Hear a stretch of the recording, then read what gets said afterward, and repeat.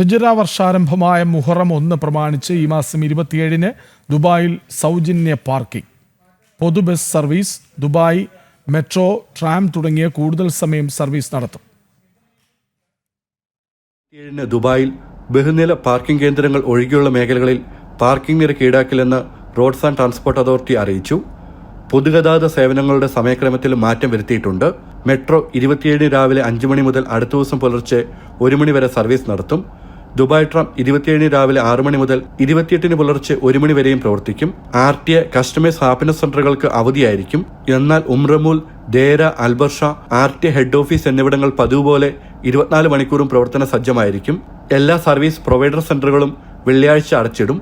പൊതു ബസ്സുകളുടെയും മറൈൻ ട്രാൻസ്പോർട്ടിന്റെയും സമയക്രമം അറിയുന്നതിനായി യാത്രക്കാർ സഹേൽ അല്ലെങ്കിൽ RTA ആപ്പുകൾ പരിശോധിക്കണമെന്ന് അധികൃതർ അഭ്യർത്ഥിച്ചു. ജനം, ദുബായ്.